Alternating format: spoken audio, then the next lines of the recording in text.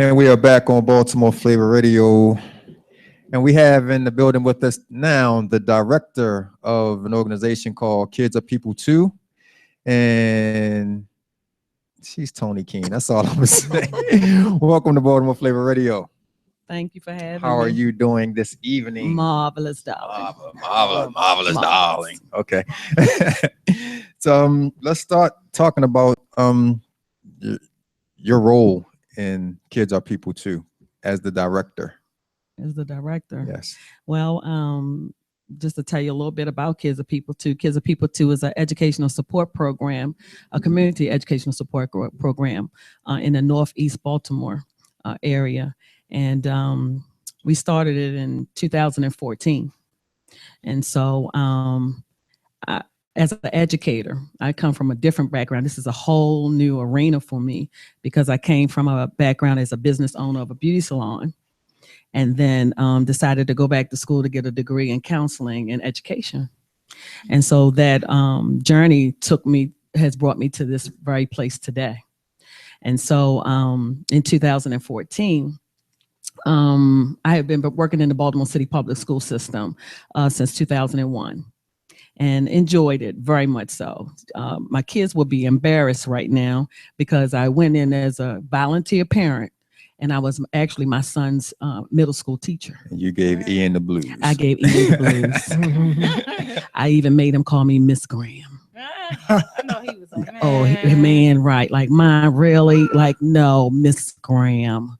I even put him out of class and everything. And told him I was going to give him a beating when I got him home. dang, he got it from all sides. Yeah, and I'll holler at you next Tuesday. He dare not. He dare not give me the stomp. Oh. You know, I'm like Bernie Mac. I hit you. Don't say that. You can't say that. You're right. You can't say that. So 2014, I was waiting to, I graduated from Hopkins in 2013 with a master's in counseling and education.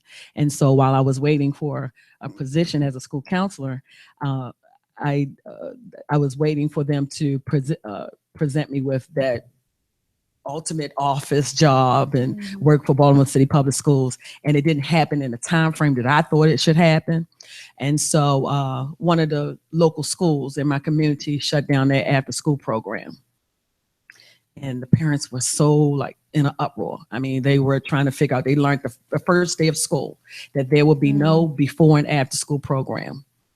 And my grandson's mother came to me and said, you know, while you're waiting, why don't you start an aftercare program? And I really, to be honest, I did not want to babysit anybody's babies because I just did not babysitter without having some type of educational program or component within that. And so I said, I'll do it just for a little while, you know, and I even had that stipulation when I went in that I would do it for just a little while until I was called to that position. But God had a different plan for me. He had a different plan for me. And so I went to Leak Walk Elementary and I had 79 flyers. The printer broke down. And just as I was sitting there trying to figure out what am I going to do with 79 flyers, somebody said, put them on the cars. I said, we have more cars than we have flyers.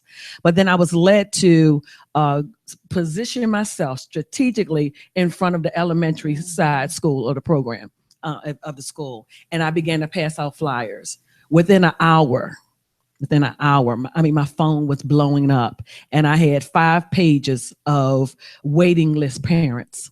And they were saying, I will pay you. What is the cost? And I will pay you to allow my child to come in this program because I need care for my child, you know? And I said, I only have space, in my home because this is a home-based program.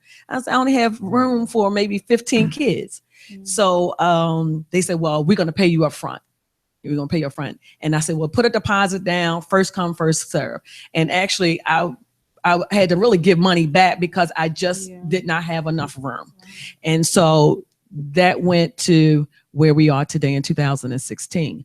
And so, but just to pedal back a little bit, that meant that if I was going to start this program, we had to do it legally. Definitely. That became something totally different. Yeah. And so what came to mind was, what would I name this program? And Kidz R People Too. And I know you've probably heard your parents say, children should be seen and not heard. My mother said that to me a long time ago. And I said that, what I said to her was, Kidz R People Too. And I got smacked. I got popped, because that was like talking back to your parent, right? I was like, Kidz R People Too. And with that, I worked with Chicopee Middle School. I started an entrepreneurship program for the kids, which was Kidz R People Too, that was funded by the Annie Casey Foundation. That snowballed into where we are today. And the next thing I know, I'm downtown filing, for my state papers, and credentials to run a program. And it just turned my home upside down, because you just can't keep it that way. I figured the kids would be on the sofa over here reading a book. I will be fixing dinner or lunch in the kitchen. Kids will be running around in my backyard. Sound easy. It sounded easy, but it didn't turn out to be that way. But it was, I knew that the kids needed a loving environment. They needed a nurturing environment. They needed somebody to care, because what I found out through my research is that crime with youth usually happen between the hours of 3 and 6 p.m. And if you have that latchkey kid that has nothing to do, the parent is at work, the influence is on the community, on who they look up to, on their peers. And if they're coming to the hands of the wrong person, they are influenced to go into gang violence, crimes, burglary. We couldn't have that. I just couldn't see that. I didn't see it in my community when I was growing up, because it was the village. The village helped raise me. When my mama went to work, it was my siblings. If it wasn't my siblings, it was that somebody in the community. Community Right. name. That's right. So you're doing this strictly out of your house. I'm doing it out of my full-time? house, but guess what? People began, Mercantile High School opened up their doors to us to begin to do a work with their students. We began to solicit students from Mercantile to come in and do service learning hours, because when we work with the elementary school level kids, that kid who need that service learning hours to graduate with the 75 hours, they could come in doing after school hours and get some of those hours volunteering, tutoring, mentoring, doing activities. Because as Lamonte, I love this young man, and I plan to partner with him, because what he said was so true, is that we don't have enough recreational centers anymore. We don't have any more positive influences. Our kids walking down the street, walking while black. So many things are happening to our kids today that they just don't have what they need to become that leader in their community. I was blessed. I was truly blessed. My mother passed away when I was 15 years old, and society kind of counted me out as the kid that wasn't going to finish high school, kid wasn't going to amount to much. And here I stand today, trying to be that positive influence as someone was for me. So talk a little bit about what the kids actually do when they're under your care, when they come to you in the afternoon. Well, actually, they started coming in the morning, because some parents, we said we would start at 7 a.m. in the morning. And what we would do is the parent would drop them off, and we would take the child to school, feed them breakfast and take them to school. But then there's that single parent who doesn't have the support that's needed and may have to be to work at 6. So that means she may have to drop the kid off at 5:30 in the morning. And I just couldn't say no. I didn't know how to say no. So while I was on the prayer line, they were praying too, so, and that it became a Christian-based program where, we prayed with the kids in the morning and we took them to school. And then after school, we picked them up, feed them a snack, help them with their homework, presentations, projects that they're working on. Because as you know, if you're a working parent, if you go to work, if you have a 9-to-5 job, by the time you battle traffic, and run errands, it's about 6 o'clock, 6:30. You have to start dinner. Are you checking homework? You don't have time to check home. You trust your kid that they have done their homework. And as an educator, if I had 25 kids in my class, maybe about 10 have done their homework. And maybe 4 of it is accurate. So who is checking homework? Who is helping your child with that project that's needed? So we support that parent. And with the curriculum, the Common Core curriculum that's out now, most parents didn't understand Common Core. I did not understand Common Core until I actually sat in the classroom. I'm that parent's advocate. I sat in the classroom. I learned what Common Core was. When the child said, Miss Toni, do you know what number bonds are? And I was like, baby, do you mean money bonds? Savings bonds. Savings bonds. Don't mess with my money. I know about money. It was like, no, we're talking about money bonds. And it was an educational process for me as well. And so I sat in the classroom, and then I was able to come back and actually sit that parent down and tutor that parent as to how to help their child with their homework assignments. So it grew. It was bigger than me. It was about the child. It was about the parent. It was about the community. And then you also have a summer program that you do as well, right? Northwood Elementary opened its doors to us to start out, because before it was in the backyard. My yard is really big, but it started in the backyard, and I appealed to the principal at Northwood Elementary and asked, could we run our summer program from Northwood Elementary? And they opened their doors to us this year, and we were able to take on at least 15, 20, 16 kids into our program this year. We were targeting more, but if you have other programs that are out there that are combating, because this is the problem. The problem is who offers the best program at the least cost. And some programs are able to do that because they have already been part of the community, but do they offer educational support? They may offer the fun activities, but children who have that break during the summer, if you don't use it, you lose it. So that break that they have, that 2-month break, is a setback actually. So if the kid is not constantly being generated or motivated during the summer curriculum rise, it's almost like starting all over where they stopped. So we want to keep them moving. And so we offered the educational piece. And I say that to the parents, we are not the babysitter. We are part of the caregiver.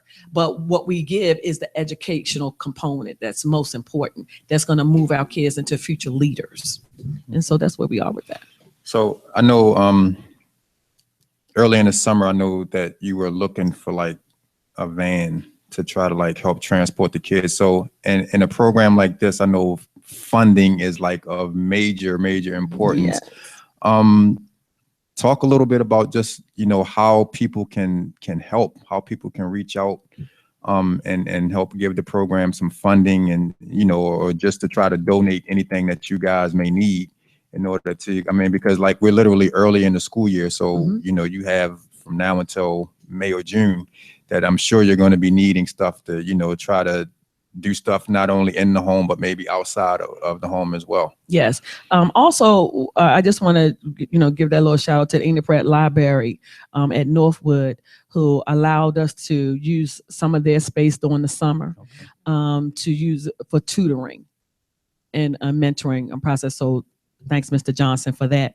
But we needed a van because we're picking up kids, we're dropping them off. Parents need to get to work. And a lot of times they don't have the transportation themselves outside of the community to bring the kids to the program. So in order for us to do our activities, which is the fun activities, which is the educational activities, going to the museums, going to the science centers, going to the Washington, to those museums, we needed transportation. And so we went on to Facebook and did a GoFundMe page. And so we're building our funds from the donations and the contributions from the community, from churches, from whomever may give any in-kind donation, whether it may be food, whether it's donating books, paper, all different things. Even with, like I said, with Mervo, they offered to make us copies. They use their printing program at Mervo because, it's a vocational high school. They use their vocational department, technology department, to help us build our information, our brochures, our banners, all different types of things. So we take all types of donations. But you can go to the GoFundMe page on Facebook, make a donation, small or large, Mr. Antoine. Yeah, because he bowling. Yeah, he bowling. Go get that Pocket bowling savvy. money. Go bowl at 300. Get the bowling money. I just caught on to what you said. I got you. I got you. And give us some and make a donation. And we welcome it. We welcome the support of volunteers as well, you know, to come in, mentor. Like yes, yeah, sir. I already know. Yes, ma'am. Bring your beauty, because I come from the cosmetology background. So bring it. I didn't know whether to wear my hair down or up today. I didn't want to outshine you too much, you know. This time, respect. So I Googled you. Wow. You got to be careful when you Google Jim with the juice. You don't know what might pop up. I want y'all to have me back one day, you know. So yeah, so we're moving right along, but we need all the help that we can get, you know. And I thank you so much, you guys, for allowing this format to come and talk about Kidz R People Too, because they are my passion. You can see us on Facebook, see the pictures, the videos, people posting. Pray for us. Pray for us. Wish us well. The kids that we serve, we even put in. We partnered with Johns Hopkins. We're going to partner with Coppin State University with the behavioral development program, bringing that piece in. Parents have been asking me, could I start a little younger? And so I'm thinking about the 0 to where we started at 4, but we were doing so great that parents saw what we were doing with. Trying to get me straight out the womb. Yeah, this project. And believe me, it starts in the womb. It actually does. You know, if you ever heard of the parent putting the headphones on the baby, it actually starts in the womb through nurturing, talking, you know, doing all those type of things. It really starts then. And I started something with my grandbaby. Your baby can read. I remember that. That it really, if you use it, if you implement it, her child is smart. It works. Hell, she's like 3. Yeah, it works. But you got to work with your child. You can't just put them in front of the TV and think it's going to work itself. You have to invest in your child, right? And so I started there and saw the concept of Your Baby Can Read, and then began to do my own curriculum with the children. And so my kids, even from my community, are knocking on my door, and before you know it, you know, I'm playing games. So I say, go in the box, pick out a toy, bring it back when you finish. You know, so it starts there. You seem like one of those neighborhood moms. Like I feel like I'm about to pull over there and have a baby. You seem like one of those neighborhood moms. Like, hey, ma. Just let everybody know, like, your hours, your location, how they can contact you. I'm pretty sure you have a waiting list now. So yes, we do. Isn't that something? And you probably move somewhere else. We're looking at a building now. Okay. And so that's part of the GoFundMe page. We're trying to what is it? Get the building. It's a building on McLean Boulevard. It's an old child care center. We have our eye on that, but we just can't really afford, you know, $250,000, not a quarter, but $750,000. You know, that's a lot. Yeah. So, you know, Jen has friends. I will promote in high places. Thank you, Jen. Y'all know me. I appreciate it. She knows people. I've been listening to. She knows, but y'all know people. And she'll get your followers up. I got 4 million people checking it. Definitely get your followers up. Man, we follow everything. Need it. We need it. We need the funds. We need the vans. You know, to transport the kids. We need a larger facility because we're rotating kids out. So after a period of time, we rotate them out so we can serve as many kids as we can. Gotcha. So it's all good. You know, I'm loving it. You know, that's my passion. I keep at first I kept trying to run from it, but God keeps bringing me right back to it. And so I met Mr. Antoine, and that's I tell you've been a great guy. You've been a great guy. You know. He says I'm a stalker, but I just love it. I just love it. I mean, really, he when I sat down and I said, I need a van, he said, that's your man right there. Yep. You know, he wanted to, what about bowling? That's your man. That's your I was man. Like, all right, you know. So thank you so much. Yeah, so again, give the information. Oh, I'm sorry. Yeah, so we're at 5924 Falkirk Road. We also work out of the library at Eden Print Library at Northwood. We operate from the hours of actually 5:30 in the morning, and that we get that break in the school for 8 o'clock, and then we pick the kids up from 2:30 till 6 p.m. And it includes snacks and a light meal. Yeah, you gotta love it. But great people such as yourself come by and they give me a break. I do the teaching, you do the fun stuff. Yeah. Right. Yeah. So well, we're gonna I'm gonna need you to give me the link for the GoFundMe page because we're gonna put it on our site and we're gonna try to thank you. And hit us at AHI for Kidz R People Too. We're on at gmail.com and we're on Facebook. Yes, for KRPT. Or just hit on our page, Toni Keene. Yes, hit me at you on Toni Instagram Keene. too? No. You gotta go what? on Instagram. You gotta get on Antoine Instagram. said he was gonna hook us up. That way, Jay can give you a shout out, and then everybody. And then you'll blow up. This is why we're here right now. I think Stevie J called my phone the other day. But no, we can work on that. I can show you how to do We that. need all the help we can. Absolutely. We got Thank you. you. We got you. We're gonna do what we can. Yeah. Thank you for coming. Thank you for having me. I'm sorry we guys. put you second, but he had to run. You say the best for last. That's what I told you. Say the All best right. for last. That's Toni Keene. Thank y'all. Thanks, Jay, you got guys. some shout outs real quick? Yeah, shout out to Royal Crust Keisha with Roll nah. I mean, if you got Royal a chicken Crush hookup. Nah, she actually some of my Mogul Club pieces will be debuting at our fashion show. Oh, wow. Yeah. Also, I will be hosting that event with Barbie at Comedy. Tonight? No, that's October the 1st. Oh, okay. Because she was mentioning Yeah, that it's Jay for October the event that 1st. she was doing tonight because she do that Wet Wednesdays thing. So I thought that was you. Yeah, nah. Not So this time. yeah, shout out to her. Shout out to LeVar with hashtag RunTellAct Entertainment. Can I give a shout out? Absolutely. I just want to give a shout out to Mervo High School, Leaf Walk Elementary, Northwood, to Jessica Dickerson. These are our supporters. And, it's nothing like your prayer warriors, right? Mm-hmm. And so I just wanted to give a shout out to them because they pray me through in the morning and they're the last ones that I pray out in the evening because, working with the Baltimore City Public Schools, y'all know what it's about, right? Mm-hmm. You have to have some patience. You have to be encouraged daily. And so thanks to these guys who helped me out. Thanks so much. Jen, What's up? you got some shout outs? Oh, why you don't just put me last? Because I be having to think. I don't really have any shout outs, but I do want to say come out this Saturday to the Elite Lounge. My man Castle Bernstein is having a free event. And it's just like a house music cipher. So they're gonna get it in. I'll be down there. And just thank everybody. And You everywhere. I mean, yeah, like he's everywhere. I was at Melbourne on Monday. Networking. Everywhere. Networking. Yeah, I was networking. And we got my boy Kid in next week. So that's gonna be a hot little show. It's a video release party is gonna be next Saturday. Good. We're there. We need tickets. Jen, now you're last, and it's right back to you. You still ain't thought about it. No. Shout out to the same people. Same people. Y'all know what it is? You know who you are. You know who you are.